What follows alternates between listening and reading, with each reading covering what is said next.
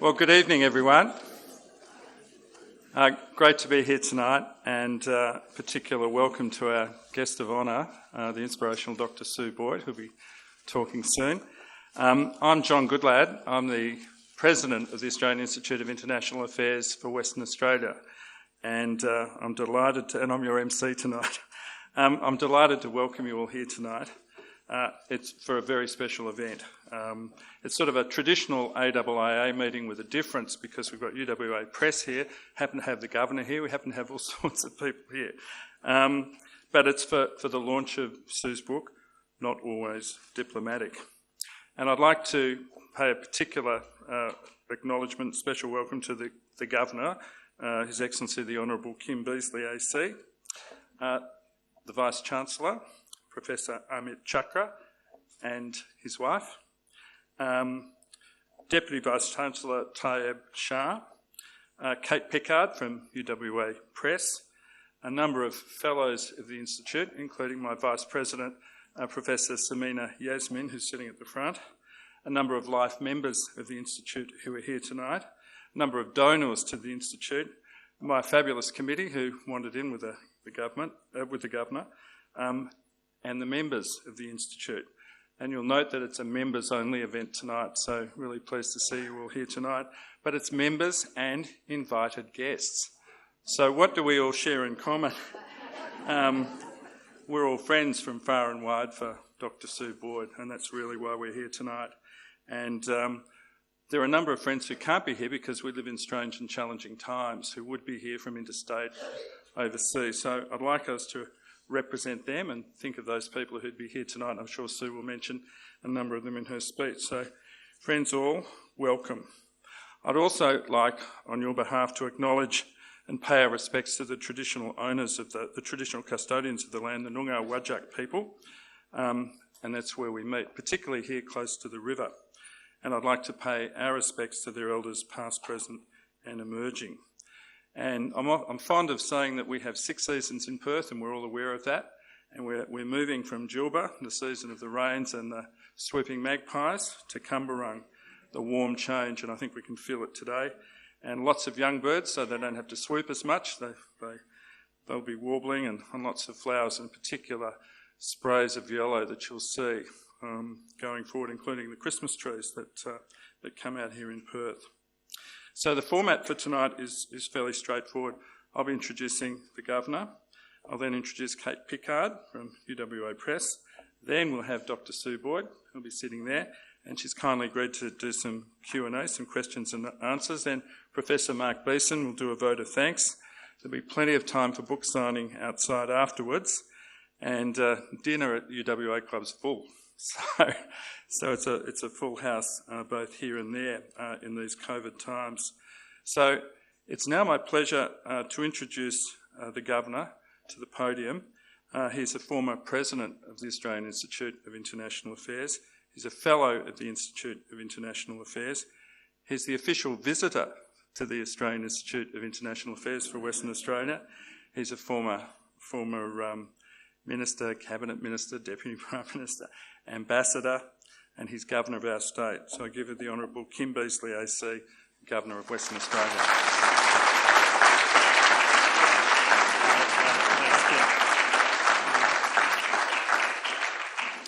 Well, thank you very much, John, for that introduction. And can I, as you did, first acknowledge the traditional owners of the land on which we meet, the Whadjuk people of the Noongar Nation, and pay my respects to their elders past and present. Can I acknowledge to the Vice-Chancellor, Vice-Chancellor's wife, Sue, who's always a delight to see. And there are so many distinguished people here, I'm going to end it there and not attempt to read off the list and therefore deeply offend large numbers of people who wouldn't be included on it. So it's just those who I'm going to acknowledge. But I also want to say what an enormous privilege it is for me to be able to launch Sue's book, and I'm very grateful that she extended that privilege to me, and it's a labour that is of pure delight. I am going to just read the first paragraph of my introduction and then launch into the rest of the the rest of my remarks, because I do think it sums up the book, from my point of view, particularly well. And that is my opening paragraph in the introduction, which you all read after you bought a copy. Not always diplomatic, but effective whether or not might be added to the long title for the book, but Sue would be too modest to do it. This is a story of her experiences, perspectives, thoughts, feelings, grievances, judgments, ideals, hopes, and fashion sense.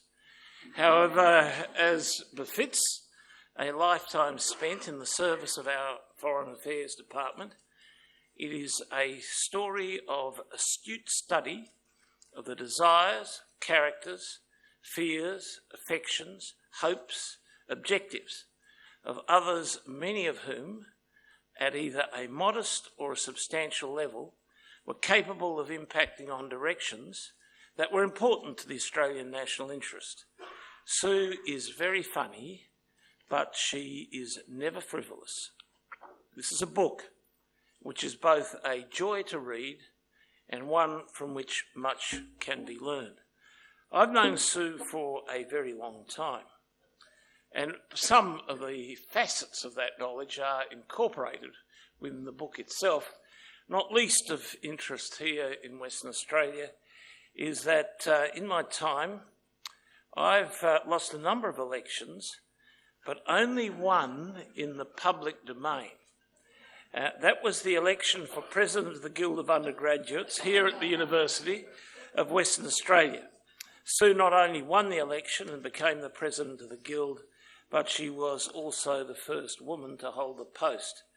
Serving as her Vice President, I can attest that she excelled in the role.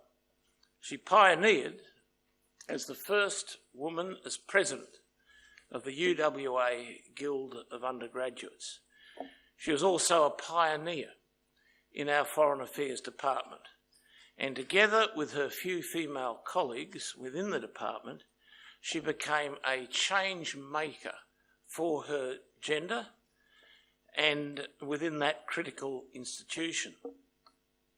I don't actually recognise the Foreign Affairs Department that she describes when it comes to issues related to gender, because by the time I was a member of that department, and I was a member of that department for 6 years, there was, as far as I could see, no discrimination against women. In fact, women were honoured, highly proficient, very actively engaged. I think, for example, of Frances Adamson, now the head of the department. When I was ambassador to the US, she was ambassador to China, and I would read her cables avidly every weekend to keep my knowledge as high as it could be, because one of the things the Americans most wanted me to discuss with them was what we thought about China. I remember Gillian Bird. She was ambassador to the United Nations, just ambassador before I left, but I served together with her for a year. And then I remember Jan Adams, who's just come back from being ambassador to China. Then she was sort of the equivalent of the head of the old Department of Trade. So I had a lot to do with Jan as we, not we, myself, but as I was involved in influencing the Americans in our discussions on the TPP, which is a major issue of the time. So women in the Foreign Affairs Department, in senior positions, played a big role in my life as ambassador. I realised that, having read the book, the reason why they were there is in no small measure due to what Sue did when she was one of a very small number of women who came into the Foreign Affairs Department with her. This is a book that can be looked at, I think, at two levels. One level is that of a personal journey, a story of her times of her life, and they're in all ways a ripping yarn from beginning to end. If you choose to look at it that way, she details the extraordinary background she brought to Australia. She came here effectively as an international citizen. The family in which she lived, her father, had been a military official in the late phases of the empire and the continuation of a burgeoning Cold War. It put Sue in a position where she was living in a number of cultures, learning the languages associated with them, coming to university as a student vastly more mature than any of the other students I had anything to do with at the time that I was at the university. And that goes on from those origins to discuss her early engagements in the department, her involvement over the years in a series of issues, including at the time of the Indonesian takeover in East Timor, running through, if you're looking at Cold War components of it, senior diplomat in the GDR, and how she conducted herself there as I'm going to say a bit later, was a case study, moving through UN engagements, whole variety of diplomatic posts, which you'll no doubt outline, so I won't go through them. But all the time, there's a sort of underlying sub-theme of getting respect for her gender as a legitimate and strong participant in the affairs of the Department of Foreign Affairs. She also had a series of engagements in circumstances of difficulty or potential difficulty. She was our ambassador during the Spate coup in Fiji, also our ambassador at the beginnings of the Pacific Solution of John Howard in relation to refugees. In the first of those positions, her life was in danger, and she was said of a time there, every day she'd wake up and say, "Who am I to influence today?" Actually, I think when you read it, she woke up every day saying, "Who am I going to influence today?" That was a reflection of her pure professionalism. So the book is worthwhile reading from the many stories, many very funny, many self-deprecating, but as I said, never frivolous. That's one level on which you can view what Sue has to say in the book. The second level is altogether different. This is the fact that what she has produced is a compendium that would be critical for any would-be Foreign Affairs officer to read. We're in extraordinarily difficult circumstances now. There are two things which I think are being underdone in our national affairs these days. One is universities, but that's not for this particular gathering. The other is the Department of Foreign Affairs and Trade. We're in a situation of enormous confusion, great danger, and the collapse of principles which we have always thought were fundamental to our national survival in the international political system. And as we look at how we support ourselves, defend ourselves, ensure that we have a relationship, a set of relationships through the region, which are vital to our ability to pursue our issues of survival, read the book. As an ambassador, I understood very quickly that more than 90% of what I dealt with never made it into the media in any shape or form. And that would be so with everything that Sue had to handle herself. People keep saying things like, well, you don't actually need a Foreign Affairs and Trade Department. All you need to do is read a selection of decent newspapers, listen to some good podcasts, get yourself on social media and other people's social media. You'll know everything you need to know. Baloney. You know almost nothing. And what is happening while you're reading that is that in the Foreign Affairs Department, in a multitude of posts, diplomats are churning out interpretations of the society in which they're operating and making certain that our political leadership has the best possible information on the world around them. And I must say, I found, a little bit to my surprise, that almost every member of the Foreign Affairs Department whose cables I read were the best of writers. Foreign Affairs officials are trained to write succinctly and relevantly, and they do. They are very good writers. Most of them are also very principled people and very patriotic people.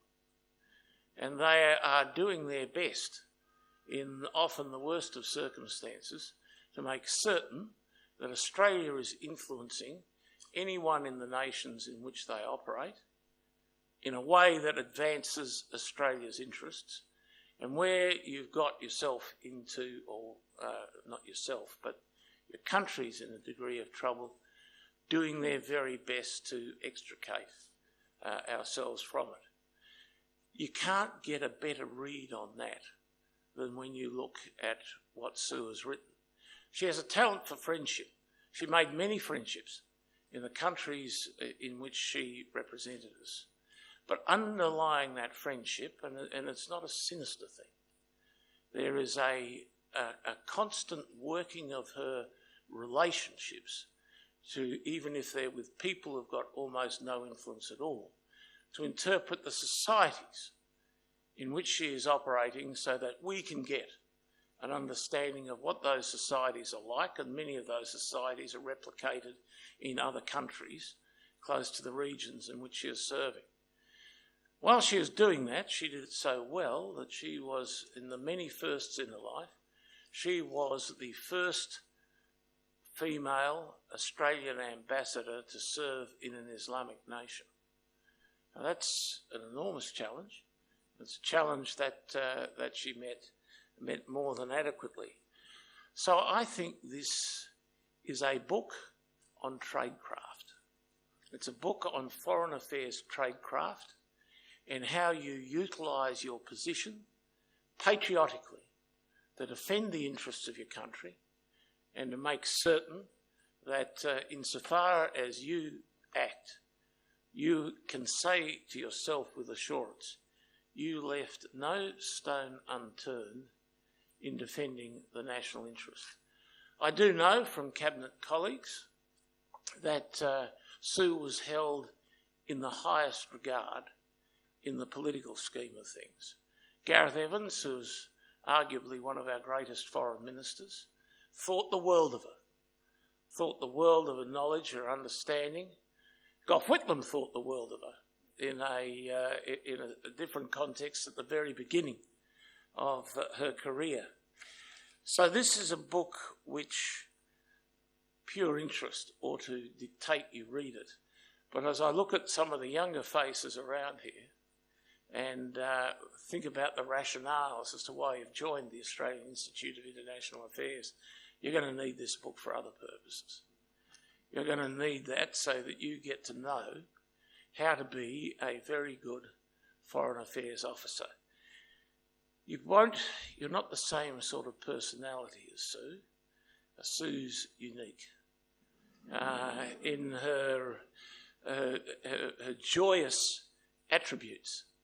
And she doesn't boast about that. You just know it from reading through the book, which, as I said at the beginning, is a pure delight. So, as I said also at the beginning, it's an absolute privilege on my part to be able to declare the book launched, and I do so now.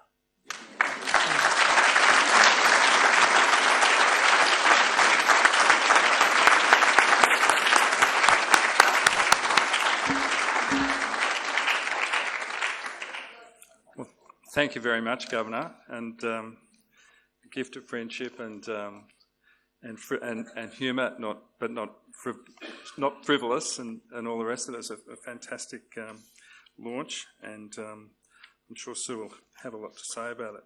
Now, as I just searched through my notes, which were there was a Dick Van Dyke show once where someone got up and said all the things beforehand, but I did have a few more pages here. They're not under there? Okay.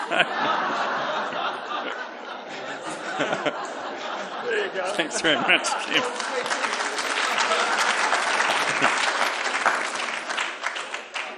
And, well, thanks very much. And I can give you yours back in a minute. But thanks again, Governor. That was terrific. On Sue's behalf, obviously, Sue will thank on everyone's behalf. I'd like to introduce Kate Pickard now, who's the publishing manager at UWA Press, and she'll say a few words.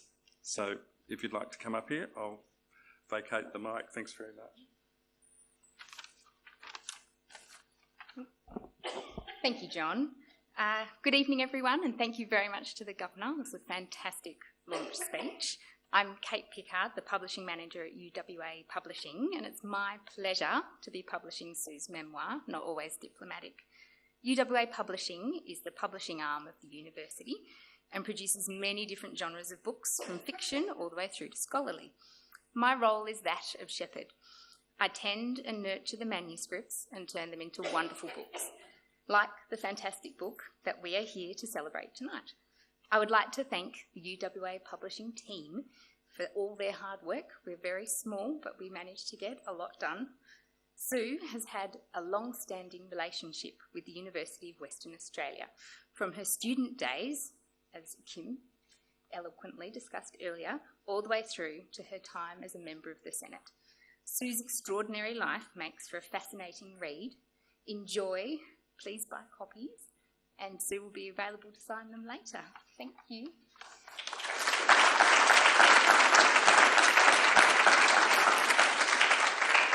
Well, thanks, Kate. That's very kind of you from UWA Publishing. And it would be remiss of me just also to note, I observe in the audience tonight that we have the US Consul General to Western Australia, and also the Honorary Consul for the Federal Republic of Germany, who's here tonight. So welcome to you both. With that, I'd like to invite Sue to the stage, and Sue will talk about her book. And as I said, there'll be room for Q&A, and I suppose we'll get the mic happening as well.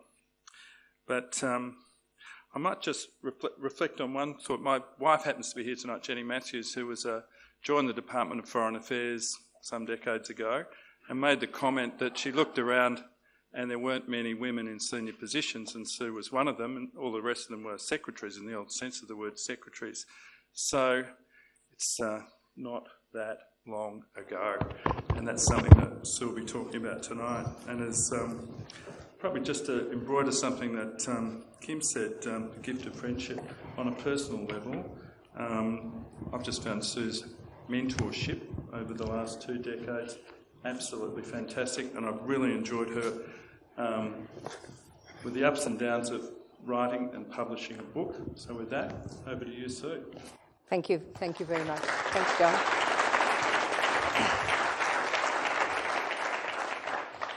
Well, it's just terrific to look around the room and see so many of my friends. It's just lovely.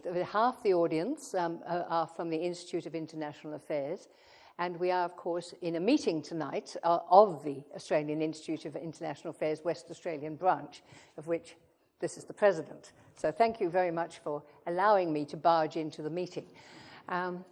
Kim, thank you so much for first of all, taking the time to read my book. in the first place. And he did. He read it on a weekend, and while he was reading it, every time he found something in it that he thought I ought to pay attention to, he'd send me off a quick email. A quick message would come in, buzzed, you know. They're not frigates, they're patrol boats. Yeah, all right, thank you. And the bicentenary was in 1988. Yes, yeah. Well, you know, it was just terrific. You know, the time you gave to it, Kim, and the care you gave to it was fantastic. And I was amazed when I saw what you'd written as the introduction, as everybody else will be. It's the first 3 pages of the book. Kim is known for being long-winded, as many of us know. You know, people say to me, "How long have you given him to talk this night?" He can talk as long as he likes. He's the governor, you know. But these 3 pages, there's not a word in it that's superfluous. They're wise. He gave me an insight into my own life, which I hadn't actually seen myself, I have to say. As he sort of traced my early history, I mean, I was born in India. As I say in one chapter, I was conceived in Quetta and born in Calcutta. And my parents, my mother's family, I was the 4th generation of my mother's side of the family to be born in India. And my father was in the British Army, and he was posted in there during the war, and he was a gunner, and he was posted to defend the airports of Dum Dum in Calcutta and Chittagong against potential attacks by the Japanese with anti-aircraft weapons. That was his role. That's what he did. And he met and fell in love with my mum. She didn't actually take to him too well in the first place, she tells me. Yeah, she said he thought his name was Bull Boyd. And she said, "Bull? You know, how can I go out with a bloke called Bull? You know, that can't be right." But of course, when we got to Australia, nobody believed his name was Bull. Everybody thinks it's Bill. So a lot of Daddy's friends still call him Bill, because that's what they hear in their ears. But anyway, we were in India, so it was a colonial sort of situation, the large British situation we were born into. And then, of course, my father being in the army, then we were taken out of India and sent to other places. So we went to Ireland, we went to England. My father was posted to Germany immediately after the war, and there were no quarters for families at that stage. It was part of the occupation forces in the British zone, and there was nowhere for families to live. So my mother and I were parked with my grandmother in Ireland for a year. I don't know that my mother thought about being separated from her husband for a year, but it was extremely good for us, because my mother, having been brought up in India with servants, hot and cold running servants, you know, my mother never cooked a thing in her life. You know, she never cleaned a room. When I was born, I had a nanny. She never cleaned a dirty baby's bottom. You know, she had no idea how to put on a nappy. My mother knew none of those things.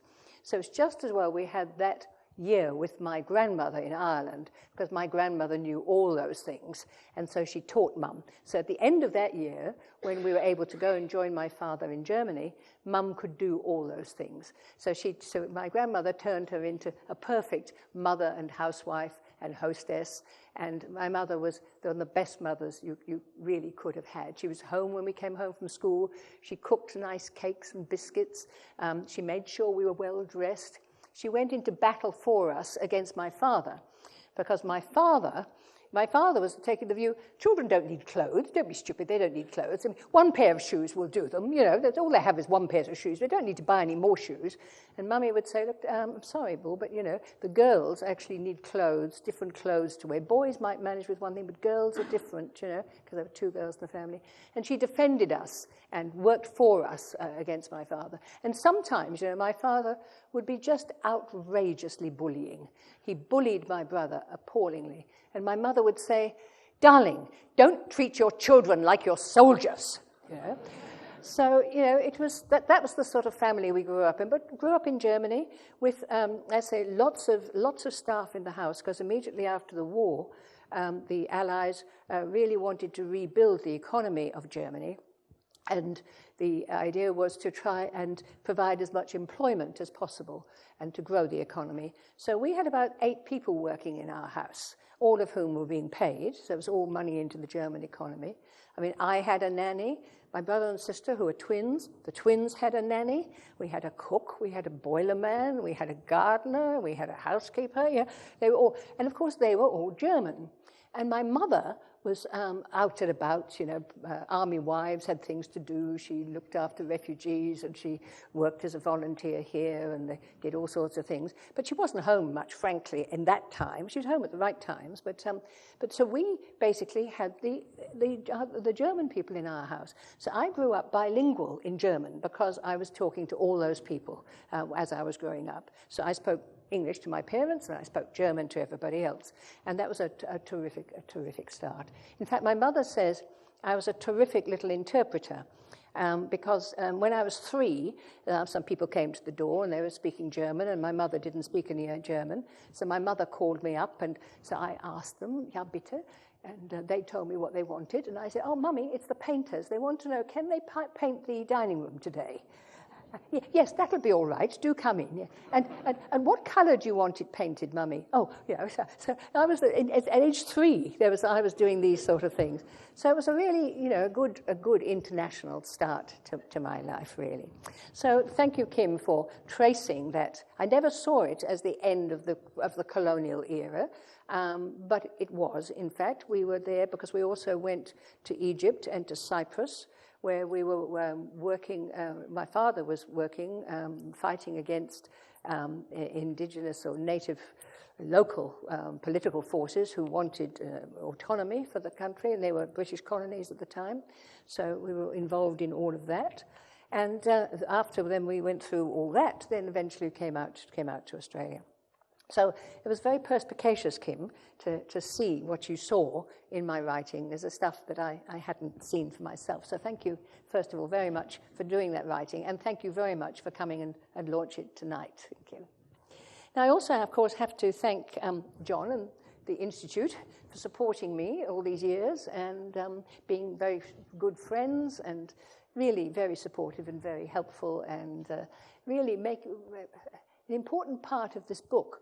Because since I came back to Australia after retiring from the Foreign Ministry in 2003, I've been quite busy in working in the various universities in Western Australia, working with staff who teach international relations and working with students who study international relations, and in St Catherine's College, the students there, being a mentor to them. And from all of them, the questions I was getting are, what's it like in the Foreign Service? What's it really like in the Foreign Service? What does the Department of Foreign Affairs do? What's it actually like in an embassy overseas? Third secretary? What's a third secretary? What's the role of a third secretary? First secretary? What's the role of a first secretary? And as a single woman, were you able to have a sex life? Yeah. That's my next book, because Terry Ann made me take it all out of this book. She said it wasn't appropriate. So anyway, yeah, but all those sort of questions that people ask. And so really, this book I've written really in an attempt to answer all those questions that came to me from students over these last years. So I thank those students very much for their interest in the topic, for their long-running commitment to the study of international relations, and for really giving me the push, the incentive to write this book. So I'm very grateful to all those people. I'm particularly grateful to Crystal. Crystal, where are you? Where's Crystal sitting? Oh, there, Crystal. Because I've been talking for a long time about writing this book. And Crystal came up to me one day and said, Sue, you've been talking for a long time about writing this book, and it's about time you wrote it. And I will help you. I said, oh, really? How are you going to do that? She said, I'll be your research officer. And I said, oh, really? What does a research officer do? So she told me what a research officer would do, and I thought, well, that sounded pretty good, And she said, I can't pay you for letting me do this. And I said, well, thank you very much. It's an honor that you're wanting to do it. And I said, I can't pay you either. So we agreed that was all right. But really, and then I thought, well, if she's going to be my research officer, I've got to give her some texts that she can read to give me feedback on. So I better sit down and start writing it. So that was really the trigger. So thank you very much for actually getting me going. There was a second trigger to my getting going at that time, who isn't here tonight, and that's my Vietnamese teacher who lives in Sydney. Because my book, if you read it, you will see that there's quite a lot about my love of art and the world of art in it. And at my home, I have all my artworks all over all the walls of the place. And I knew that I had to write the book sitting with my artworks around me. So the problem was finding a way to have a table which I could put the computer on and a chair that I could sit in that room. How would that actually all work? And so I looked around for some time to try and find it. And then my Vietnamese teacher said, Sue, come and see what I've got. And in his house in Sydney, he said, see this chair? I wrote my PhD in this chair. And this is a wonderful stressless chair, which is one that tilts back and holds you firmly and has a little table that comes out over your lap, which you can put your computer on. And it has a footstool, so when you get a bit tired, you can just, a little kip there. But fantastic. So having got the table there and the way to write it, and then the incentive, there was nothing to hold me back. And so I went at it. It took me 18 months to write this book. I was quite disciplined. I made sure that I was sitting at my computer at 10 o'clock every morning, having showered, having made up, having put my jewelry on, and being dressed for work. I was quite disciplined. I made sure I had all my appointments in the afternoon, so that I could just do that in the morning, and that took me 18 months. So that's what we've got. It took me another 18 months to find a publisher, I have to tell you. And thank goodness that Terry Ann saw the document. She'd given me quite a lot of guidance along the way and helped me shape it and give me some ideas and stuff. So eventually I said, well, I've reworked this now. Do you want to have a look at this? And so she had a look and said, yeah, I think it's terrific. I'll take it. We'll print it. So thank goodness I found a publisher. So it was lovely. Thank you very much. And also thank you very much, Kate, for guiding me through. Kate, have I got it there? Yes. She really was the shepherdess, maybe one should say. She helped me through. She rewrote things a bit. She wrote the blurb that you're all reading. I mean, that she wrote. I didn't write that. It's not sort of self-praise. She wrote that. So, but the press was fantastic in producing it. Other people who helped me along the way, who are here tonight, I'd like particularly to mention Maureen Smith, who's sitting in the front row here, and her partner Kevin. Maureen used to be head of a university extension, and she's a woman who knows books, and she's highly literate, and she took hold of my draft when it was in its first extremely rough stage, and ploughed her way through the draft and made lots of very useful suggestions about how we could make it better and how we could have it appealing to a wider audience and how to correct my grammar and all the things that she's very good at doing it. And then I met her partner, Kevin, who's sitting here. And so Kevin said, well, what's this book about? So I told him, and he said, what are you going to call it? I said, well, I'm not sure yet. He said, all right, well, I'll think about that. Anyway, that evening, as he was peeling the potatoes for dinner, he said, I've got the answer. Not always diplomatic. That's what she should call it. So here's the source. Unfortunately, my friend Bill Keane, who's here, Bill had the same idea pretty well at the same time. So they're both claiming authorship of the title. So I allocate both of you a share of the glory in this. Thank you very much. So there we go. That's the lot of the thanks. Oh, yes. Frances Adamson in DFAT in Canberra, who, as you say, is a fantastic woman. I've seen her through her career as she's gone on from strength to strength. Sterling woman, and well deserves to be head of DFAT. She's offered to do another launch in Canberra in DFAT. When we can get there, that is, so as soon as we can get there. So I'll be able to expose it to DFAT, and my various friends who live in Canberra and so on can be asked to come along. So there we are. So the book does go along and really details things that happened in my various postings, and you'll read them, so I'm not going to tell you all about it now. But I will maybe read you a bit of the book so that you know what you're getting into. One of the posts which I was in was really very interesting, was East Berlin. It was in the German Democratic Republic at that time. It was the height of the Cold War. It was a fantastic posting, a really very interesting posting. But of course, what I had to contend with there is what we all know now about Stasi, the state's secret intelligence service. Because they were terrified, as an intelligence service, terrified about foreign agents who might be undermining the GDR and trying to undermine the security of the country and to lead its citizens to betray the country. So foreigners were very carefully kept under close observation, and they thought that they needed to keep an eye on me, as I discovered, because I discovered after I left that there was a file on me, and all the observations, all the agents who'd been reporting on me, all the people I was talking to who'd been reporting what we'd been talking about, all the things they were finding out about me, were very Germanically and methodically catalogued in this 900 pages of file which I have. And I discovered that we got to know that the files were available after the GDR collapsed and after the reunification of Germany. And you could apply to your file. You put in an application at the nearest German embassy, and they came back to you, and it would cost you $5 or something to put that in.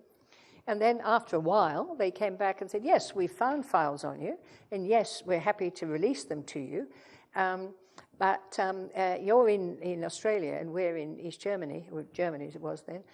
So if you'd like us to photocopy them and send them to you, we're happy to do that. So I thought that was just terrific and very generous. And it cost me $100, so I thought it was really cheap at half the price. So they photocopied them and sent them all out here. And I had enormous fun going through this file, I have to tell you.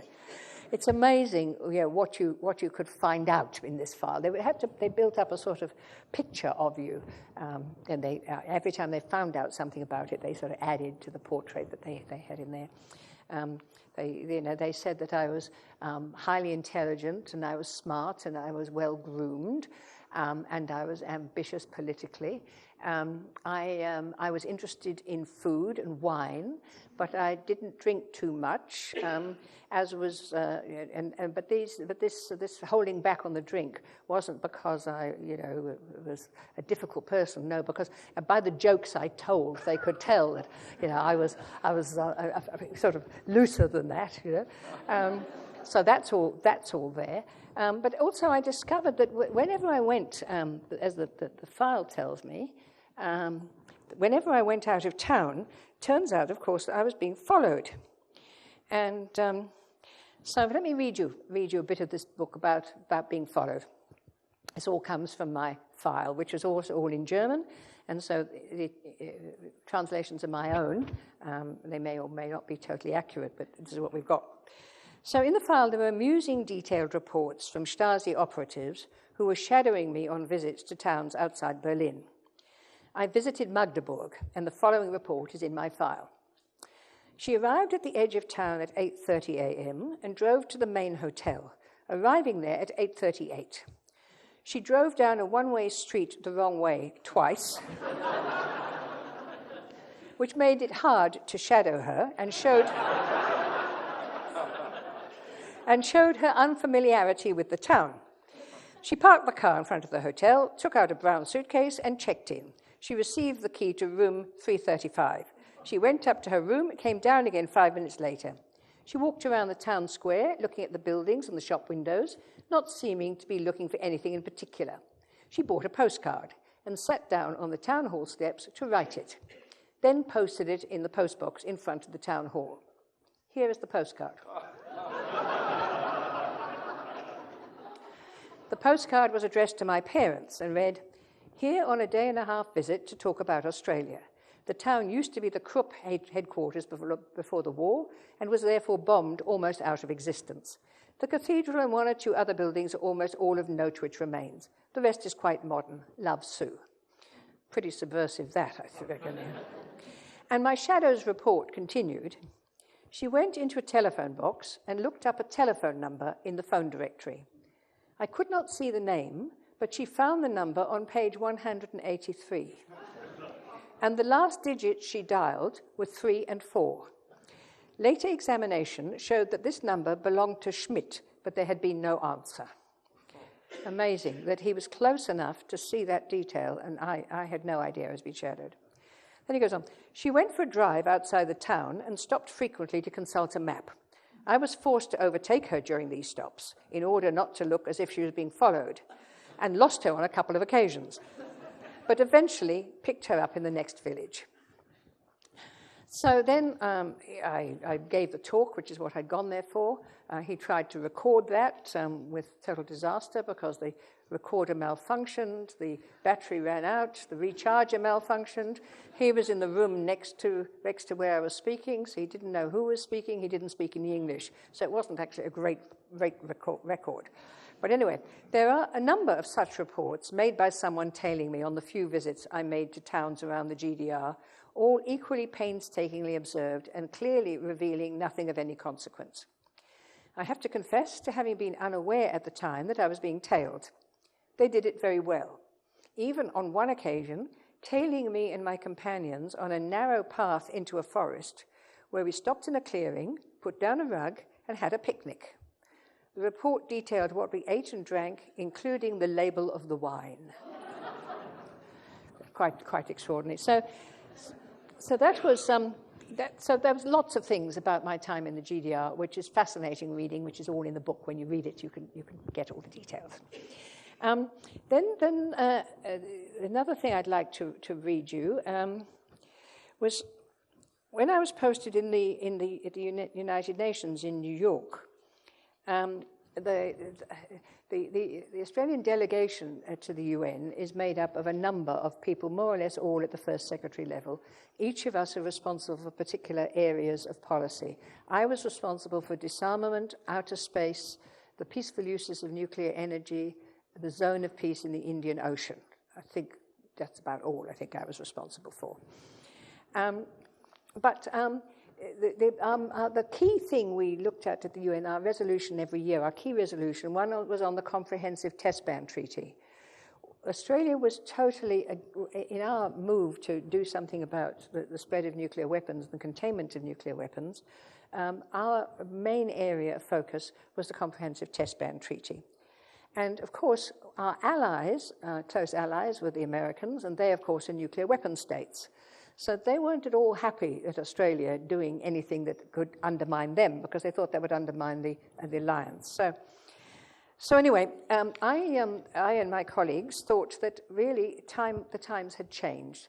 People were very worried about the nuclear situation in Australia. Parents were deciding not to have children because they were worried about the nuclear world. People were building nuclear shelters in their gardens. It was a very worrying time, and the government really needed to do something about nuclear policy. And so we thought at the UN that we could do something about that, and we could craft a different sort of resolution which could take account of those concerns in the Australian public, but yet move things along. And we thought we could have it in such a way that we get away with sort of pushing it past the Americans. So I drafted something to this and sent it back to Canberra. And Kim, in the meantime, there was a change of government, and Bill Hayden became a foreign minister. So he was now the fellow looking at what I was doing. So I'd like you, this is now reading from the book. Picture a table on the pavement outside a hamburger joint in New York near the United Nations in October 1983.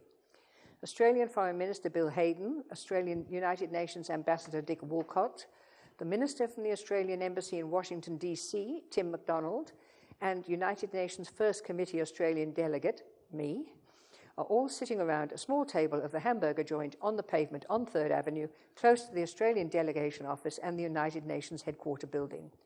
The subject of discussions was Australia's key disarmament resolution at the United Nations on a comprehensive nuclear test ban treaty. So I've skipped out a fair bit here, which you can read when you get the book, but it says, Australia and New Zealand were leading the international demands for comprehensive nuclear test ban treaty, an important step to control a nuclear arms race. Without nuclear testing, it was unlikely that states could progress to build and stockpile nuclear weapons or test the continuing potency of weapons they might already possess. Australia and New Zealand each year jointly introduced a resolution to the United Nations General Assembly via the First Committee, looking to persuade more UN member states to agree to negotiate such a treaty, and so on. So the Australian delegation to the United Nations, serving the new Labour government, thought that the time was ripe to change. It was in Australia's interest to be more assertive in the United Nations on arms control questions.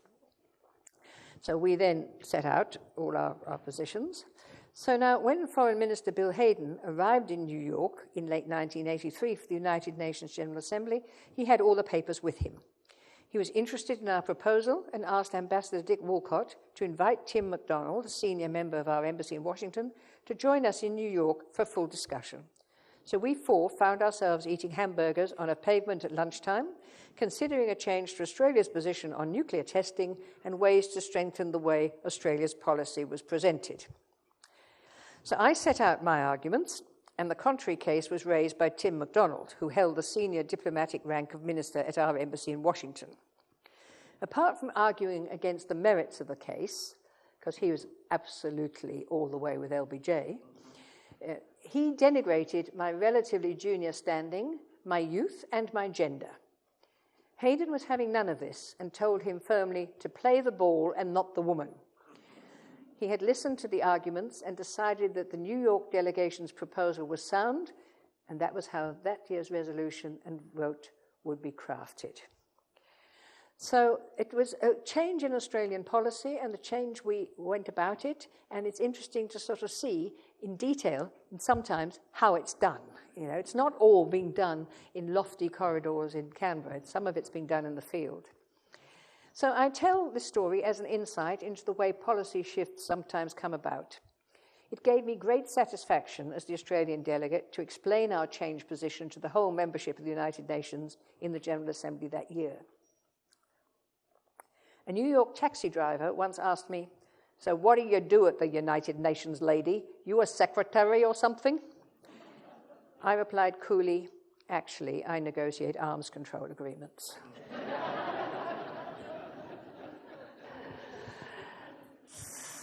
So that was thinking. Now, when I first came back to Canberra, after my first post was in Portugal, Timor, of course, was the question that really occupied us. Gough Whitlam called me into his office. He wanted to be briefed. I'd been back one day after the revolution in Portugal, and he boomed out at me. He said, "So, Susan," he said, "what's going on in Portugal? What does it mean for Australia? And what should we do about it?" So that was pretty good. I mean, that's actually what all embassies need to keep in mind as they go about their work. So that's what I was engaged in doing with Timor.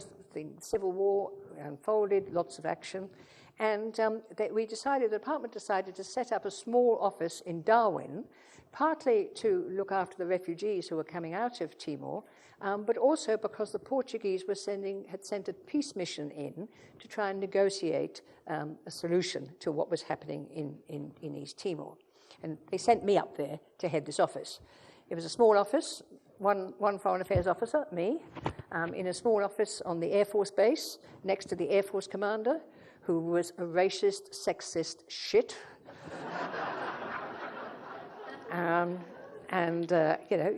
What did the department think they're doing? You know, those wankers down in Canberra, you know, sending up a girl to do a man's job. What do you think they're doing? I mean, this is the sort of stuff I put up with every day. But anyway, just got on with it. So the work was relentless, but during a rare lull one afternoon, I told the Australian Air Force commander that I was going to take a break at the hotel swimming pool and invited him to join me there for a beer. Leering down the front of my dress, he said that if he came, he wouldn't be getting the outside of his bathers wet. Charming, charming. So that was, that was what you put up with. But that night, while I was asleep in my hotel bed, a telephone call came from Canberra soon after midnight. Australia had intelligence that the Indonesians were planning to invade East Timor. I was instructed to pass this on to the Portuguese peace mission. Following Cyclone Tracy, my hotel was the only one in town with a night telephone service. So I sent a Commonwealth car to the hotel where the peace mission was staying with a message to the Consul General to contact me. The peace mission at that stage was headed by the Portuguese Consul General in Sydney, a man called José Eduardo Melo Gouveia. So I sent a message, Commonwealth car, to ask them to contact me. So next thing, there was a phone call from the reception at my hotel. This is, now about 1 o'clock in the morning. The Consul General was downstairs. Would he come up? No, he would prefer it if I came down. I had dressed by this stage and went down to find Melo Gouveia in the Commonwealth car in his pyjamas in front of the hotel. I gave him the news, what we'd picked up from intelligence, and he asked if he could use the phone in my room to call Lisbon and the Portuguese embassy in Jakarta, because, of course, his phone in his hotel couldn't call out. So his pyjamas were of that blue-striped cotton, with the pants held together by a tied cord.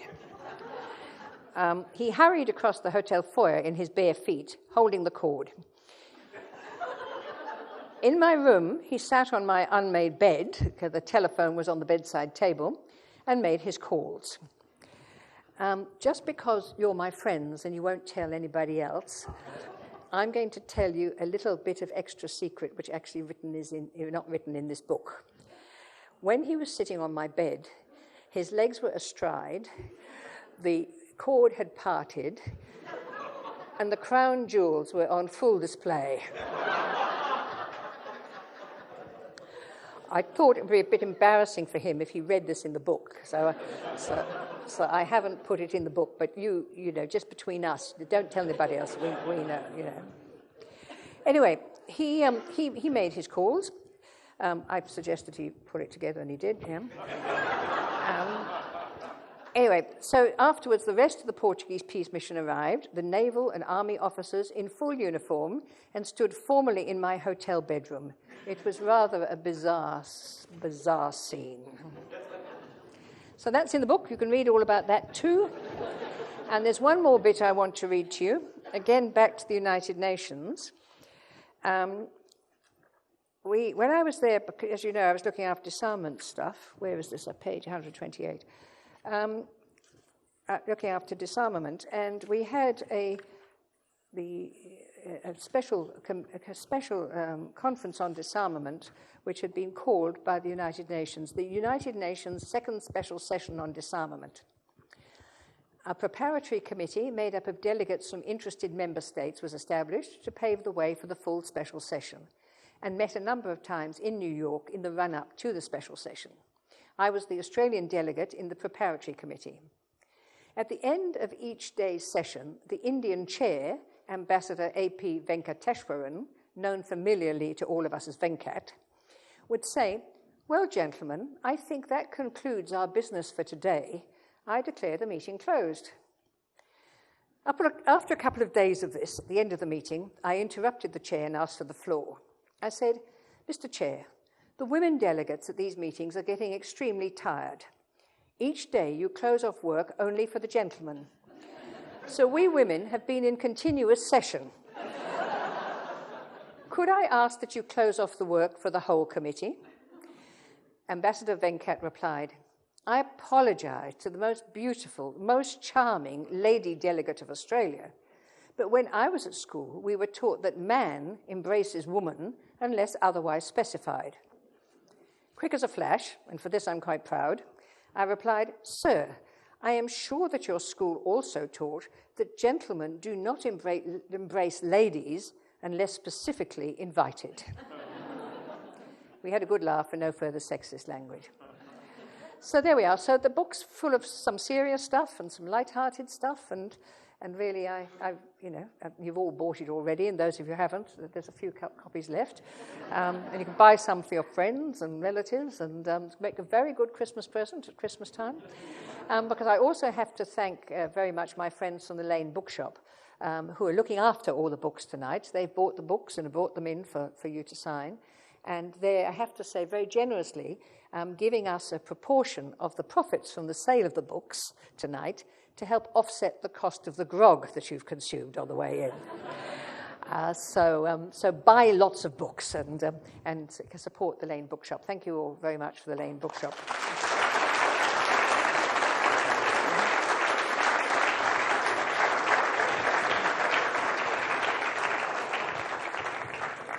I've got to say, I'm also pleased with Volume 2 coming. The unexpected. Well, look, Sue's very kindly agreed to take some questions and answers, and we've got 2 roving mics. And just as a courtesy, if you wouldn't mind introducing yourselves, so Sue knows who you are, and we all know who you are. And so, can I see a question right in the middle? Patrick Cornish. Oh, hello, Patrick. Hello, Patrick. So it seems to me that now we have the greatest ever need for constructive diplomacy, and yet we're surrounded and buffeted by the most undiplomatic, divisive nonsense. How is someone like you viewing this state of affairs? Obviously, with not a lot of happiness, Patrick. You know, it's not a situation which is in anybody's interest. The question is really how you manage it. And as I'm not on the inside anymore, I don't quite have access to all the information which people in government have. But I know it's a huge challenge. But what you do when you have, on the one hand, your major trading partner and someone to whom you have been quite close and you've worked very closely with over the years to build a good relationship, find a changing situation and change behaviour, then how does Australia respond to that? How do we balance all our interests? I don't know the answer to that. And I must say, if anybody asked me to write something about it, I think I would rather not at the moment. But I know that we've got fantastic diplomats on the ground who are doing all the hard work and reading the situation and making the contacts and working hard to try and ease things. We've got members of Parliament who have been less than helpful, but they've got their own row to hoe. And you've got all sorts of members in the community and interest groups in the community who've also got a say in it all. And then we've just got at least 2 ABC journalists who've been really forced out just now. So there's a lot going on which is not good. And one can only hope that things will get better. I have to just say quietly, you know, we're just amongst friends here, that Trump isn't helping any, you know. And you can see what he's trying to do. You can see what his domestic political concerns are. But to talk about COVID as the Chinese sickness, which has been sent over specifically to undermine our societies, is really not helpful. So it's an unhelpful situation. And if you've got the answers, I'm sure people would be glad to hear of them. Thank you. Thanks, Patrick. I think I saw... Jay, I think, was it? Okay. Yep. Jay Chen, working in political science and international relations, UWA. First of all, great thanks to Sue. You've been giving guest lectures for various units in political science and international relations for years, you know, non-stop. And you are a role model to our students, particularly to our female students. I can't thank you enough, and I'm pretty sure I say thank you for intimidating the whole discipline group. And I just have a query about Hong Kong. I have to say that I was formulating this question because I saw in the table of contents that it prints your years in Hong Kong as 1988 to 1989. So wow, what Australian Consul Chen was doing in aftermath of Beijing massacre? Quickly turned out to be a huge misprint. And a printing error to be repeated 6 times later. Oh, my goodness me. Oh, my goodness. They've got the date wrong, have we, Jay? Brought your dates to the more exciting 88 It was 98 to 99. Oh, dear. Oh, bugger. Oh, bugger. All the proofreading we did, and we didn't pick that up. Wherever the chapter title appears, it is always wrong. Oh, well, we have to correct that. Anyway, but still I'd like to ask you, because We've only printed 750 copies. I'm sure I could go through and change it by hand in them all, yeah. Because you describe your 1 year long post in Hong Kong as, I'm quoting your words, so boring. So boring. Very boring. But that, in a way, is actually praise for the fact that the one country, two system was probably working well. Seriously. After the CCP's takeover of the four British colonies. And so from that point of view, you're obviously the first consul general from Australia in the post and over era. So what do you have to say, looking at what's happening in Hong Kong, if you can comment on Scott Morrison government's approach to Hong Kong? Well, thank you for picking up that error. That's a serious error, and I'm really, really sorry. And that's gone through all sorts of proofreading, so it just shows, how hopeless proofreading is. I'm really sorry about that, but you're quite right. Yes, it was for me. It was boring for me in that sense that I'd just come from Vietnam, where I had a very intense political and active role to help things in Vietnam. I had 3 years there. Being closely involved with business and with different aspects of government and doing all sorts of things. Then I went to Hong Kong, and as you said, it was just after handover, and things were actually just going quite smoothly. The handover had happened, people were going apart by their lives normally. If I look at the staff of the Australian Consulate General, everybody there had a job to do except me. The Trade Commissioner was happy helping businesses do their trading, and there was no political side to that, so there's nothing I could help with. The immigration people were dealing with immigrants in a straightforward sort of way. There was nothing for me to get involved with there, The spies were happily spying, and there was nothing for me to get involved with there. They were just getting on with their stuff, And the consular people were busy looking after people who had consular. Everybody in the mission had a clear role except me at that stage, having come from a place where I had a lot of stuff. I did, of course, monitor what was happening, and there was a court case going on at the time which was testing the validity of the handover, and Sir Anthony Mason was on that court, and he was good enough to keep me informed on how the proceedings were going on in that court, and I followed that very closely.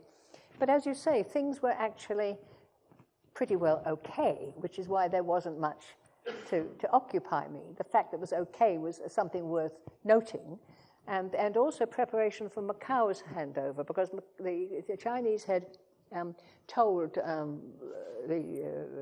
the Portuguese that they were in no hurry to take back Macau. They'd just leave Macau for the moment, thank you. We'll just see where we go and get Hong Kong out of the way, and then we'll think about Macau. And so Hong Kong now being out of the way, they were now moved towards Macau too. And I was accredited to Macau, and because I spoke Portuguese, I was very happy I could go and chat to the Consul General in Macau, and I could talk to the media and stuff, and they were all amazed, here was this Australian who could speak Portuguese. Yeah? So I was having quite a good time, but I couldn't see that I was doing much, really, to serve my government's interests. Anything that really concerned my government's interests was now being done in Beijing. It wasn't being done in Hong Kong. If it was now, of course, the situation wouldn't be entirely different. There's plenty of things that concern Australia, from basic security to thousands of people wanting to emigrate, a huge amount of work. If I was there now, it would be a different report, but that was then. Thanks. Now, Cameron, Di, top left up there.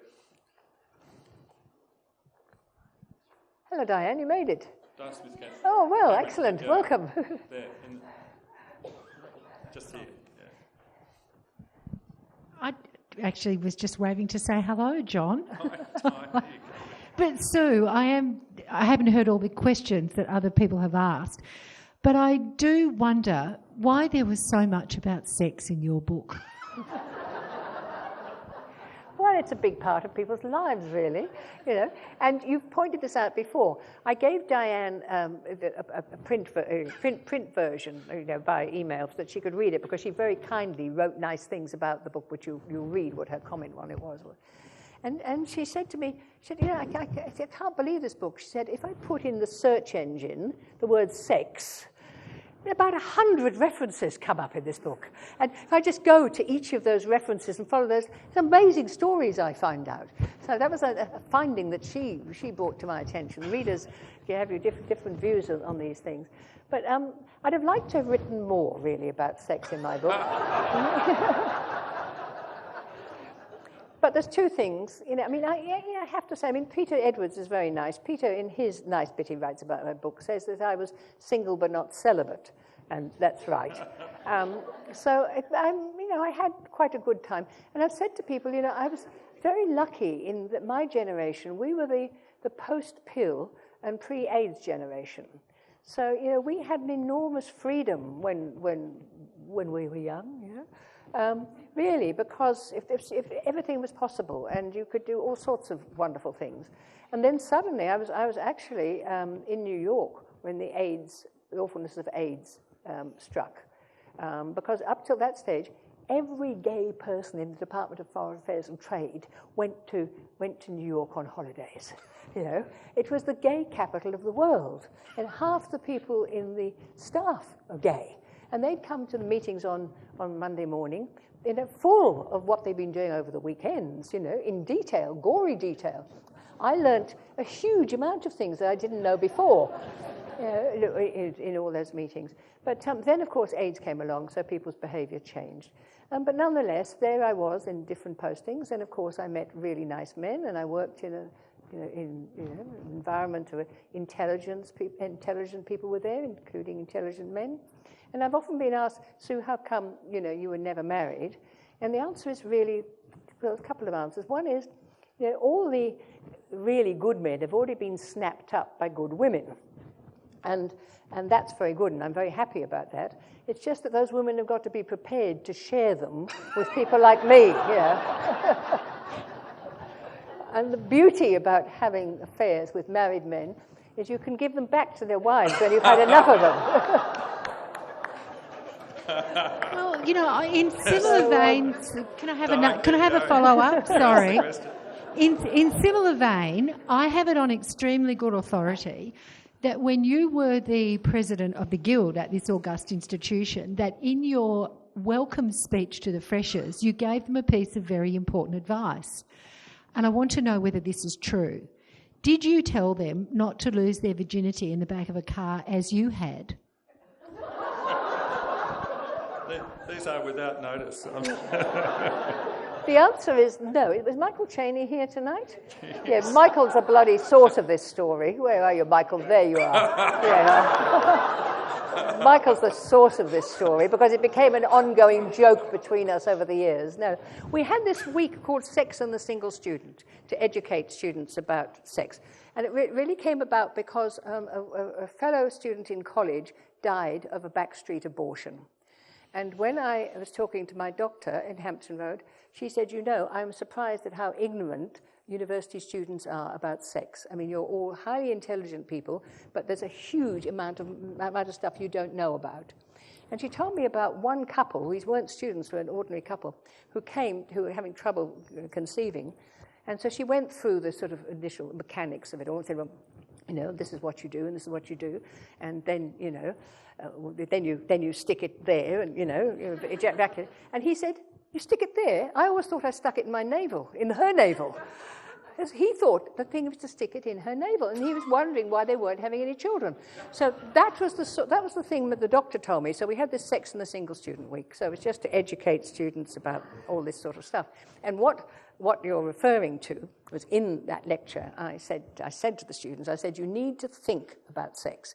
You need to think about how you want to run your lives, what you want to do and what you don't want to do. You don't want to wait till you're in the back of the surfy's wagon parked at the beach to decide, no, I don't want to do this after all. You've got to make up your mind before you're in that situation. That's the story. It wasn't freshers, it was old people.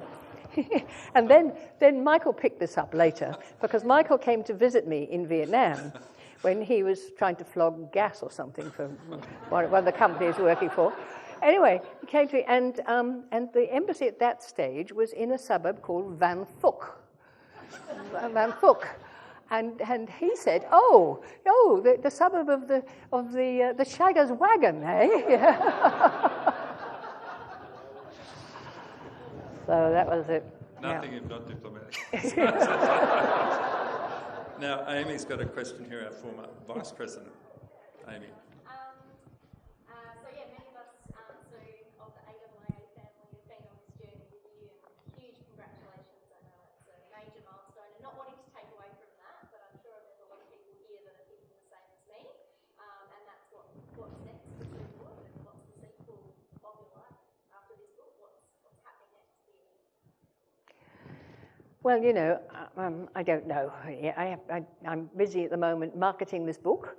I have this wonderful PR advisor who's here, given to me by the publishers, who's helping me line up reviews and articles and interviews and stuff. And so I'm doing that for the moment because we want to sell the book. I don't think I'm ever going to get rich from this book. I don't think it's going to be thank God I've got my pension from DFAT is all I can say, really. So I'm not actually relying on this book. But I have enjoyed the process, and so what I'm doing next, I'm really continuing to do what I'm doing. I'm on a couple of boards, I'm mentoring students, I'm doing a whole lot of things which I enjoy a lot. I'm trying to keep fit. During this lockdown, I've lost 5 kilos, which is pretty good. It's not going out, not eating, not drinking, all those things. So I want to go on doing anything that anybody thinks I could be useful in. Let me know, basically. Right. Now, Robin McClellan, a former US Consul General here. Hi, Sue. Thanks so much. What a wonderful evening. And I hate to turn the conversation away from the great personal stories, but talking about people being ignorant made me think about what would you like the broader public to understand about, well, I would say, of course, embassies and foreign affairs missions in general, but particularly the Australian foreign affairs apparatus that they pay for and is at their service, that in my opinion is woefully misunderstood. And just as the governor said, people, if you're doing your job and it doesn't turn up in the newspaper, what can we tell people so that they can value this and support it? Because things we don't value and support don't get money. You're right, and that is really a major challenge. One stage in the department, I was running public affairs, and this television producer came to see us and said he wanted to put together a television program, a series about life in an Australian embassy. So, would we be prepared to help him? So, being head of public affairs, I said, yes, I'd be happy to help them. I thought that was a good way to try and get the word out there about what happens in an embassy. And so he started to develop that script. And at that stage, John Dowth was my predecessor in public affairs, was working with Gareth Evans. And I started to tell John about this project. And John just shouted me down. He poo-pooed it. He wasn't going to listen to halfway through. And I thought, well, fuck him. I won't tell him about the story. I'll just get on to it. I'm in the job now. I'm going to authorize it. We're going to do it, So we did it. Well, of course, it turned out to be a bit of a disaster because they set the embassy in Malaysia. And I don't know if you remember, but Mahathir took great offence at it. He thought it portrayed them, and it was all a bit awkward, really. The programs had been made, and I'd been helping them. Luckily, they said, would I like to have my name on the credits? And luckily, I'd said no, But this went on. So anyway, terrible. But so the questions in Parliament, and Gareth stood up and said, I can assure everybody that my department has had no hand in this. This is an entirely private sector enterprise, and I'm not answerable to it. So, and then he sat down. But anyway, I went back to my office and I thought, shit, what am I going to do? We have, in fact, had quite a lot to do with this. Just he doesn't know about it. So I sort of confessed, and he was furious. In fact, he got somebody else to call me and say, Gareth wants me to speak to you rather than speaking to you himself because he is so angry he can't trust himself to talk to you directly. Oh, he said, I have misled Parliament, which is a heinous crime for a Member of Parliament. And you've caused me to mislead Parliament. Well, I hadn't actually directly caused it, but that is what happened. So I had to apologise, and he had to stand up in Parliament and say that unfortunately he'd been misinformed, and So the crisis passed, of course. Crises do pass. They're just dreadful at the time. I mean, I nearly wet myself about 4 times in the morning, dealing with him on the phone, because he can be quite fearful, really. But so there are various ways to try and do it. But trying to find the right way to do it is an issue. I think you have to have people talking about it. I think the more interviews you can do with diplomats coming back from their postings on radio shows, get radio hosts interested in asking them, well, what actually is your work involved? What are you doing? And what are the issues? What does it mean as a person? What's the personal cost to doing all this job on behalf of your country? I mean, all those things, I think maybe a series of interviews would be useful. And a question in the middle, Jenny Matthews.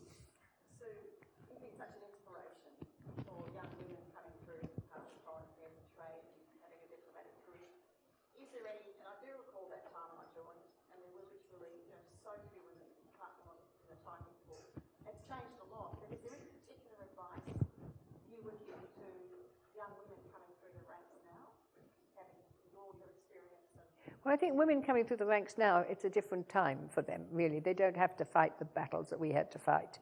I mean, a lot's been done in the public service. I mean, when I was first head of mission, there were only 4 women heads of mission. I was one of 4. I mean, when I joined the department, we were 23 in our year, the class of 1970, 23, and 2 of us were women. So the previous year they'd only had 1 woman, and they'd been so horrid to her that she left. The blokes had really sort of terrorised her. I think they decided that she wasn't the sort of person they wanted in the department. So I think you have to be properly prepared. You have to be professional. You have to take the job seriously, but not too seriously. The bit of humour goes down well. You've got to work with these blokes, so you might as well have them on your side rather than being your enemy. All those sort of things. And there's probably the last question there, lady just up there on the right. Thank you, sir, for bringing us all here and listening to you and talking about the story and your journey. It's really amazing and inspiring. I wanted to ask a question regarding the international affairs and how women can Australia maintain the international affairs with other people on a diplomatic level, but it's on the side of the immigration. When you're applying for a visa, for example, I originally come from Zambia, and I want my family to come over and visit me. And when I'm applying for a visa, which for one of my family members to come over, they will say, not enough incentive, and really say, do not appeal. And only because she is married with children, and only because she doesn't have a property, she doesn't own a property in the country. But when you look at the reality and you've been around the world, you find that there is so many people who would like to travel honestly and genuinely travel and come back without property. Is that a fair requirement to be put as part of a requirement to travel to Australia? I have to say, luckily, I never worked for the Department of Immigration. And I had people in the office, who did that work. And I know it's difficult. I mean, I know, for example, when I was in Bangladesh, we gave visas to all the people who came to Australia with I was patron of the cricket club, and the cricket team came to Australia and played against Australia, and we gave visas to all the supporters who came with them. Most of those people disappeared into the community, where it became illegal immigrants, So careful though we were in who we gave visas to, the people in the office who did those things, nonetheless, those sort of things happened. And it's a very difficult situation. I have to say, on the whole, immigration officers are shits,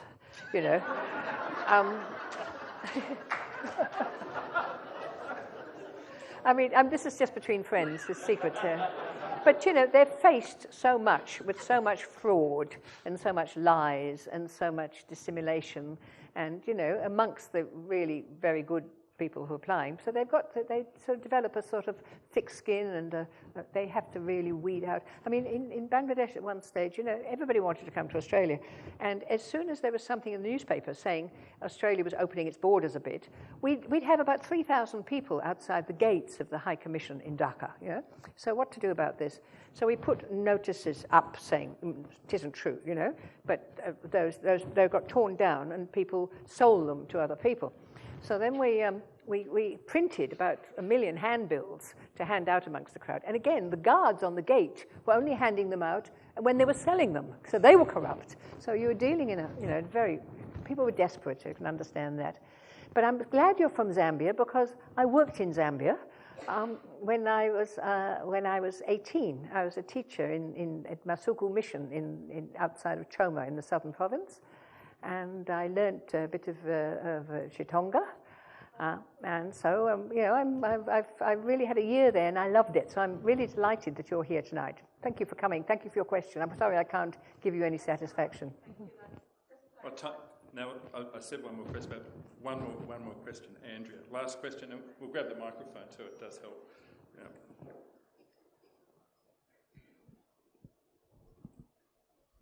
Thank you, John. Andrea Gleason from the Department of Foreign Affairs and Trade. It's actually not a question. I feel, I don't know if any of my colleagues from the department are here tonight, but I really feel, Sue, that I have to thank you. You're an immense inspiration to us all. You've been a mentor to me over the years, and we love you. And we really hope, I know my colleagues are really looking forward to having you coming over to Canberra and addressing us all there to tell us about your amazing experiences and share your wisdom. Thank you. Thank you, Andrea.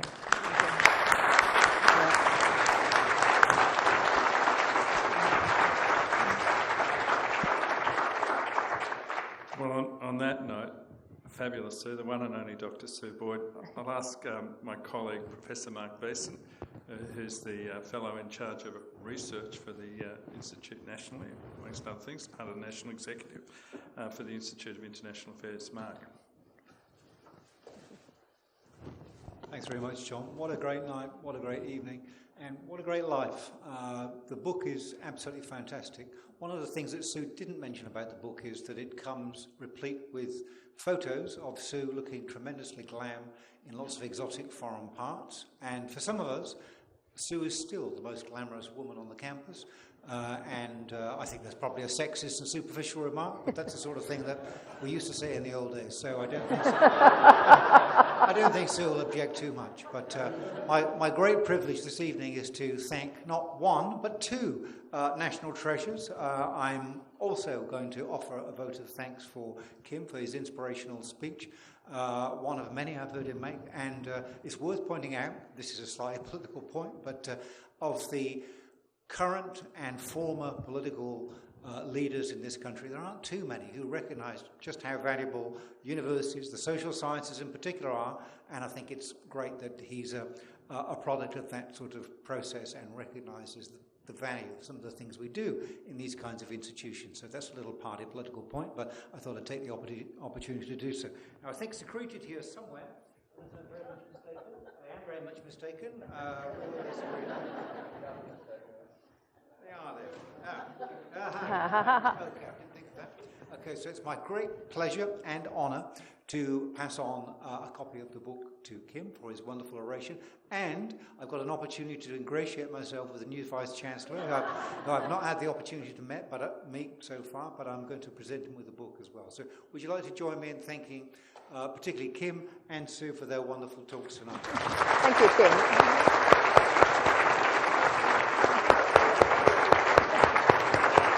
Thank you.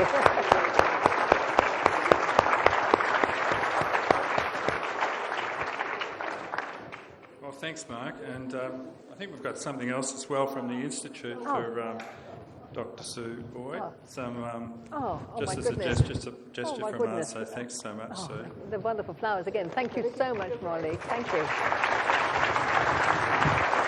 Thank you very much.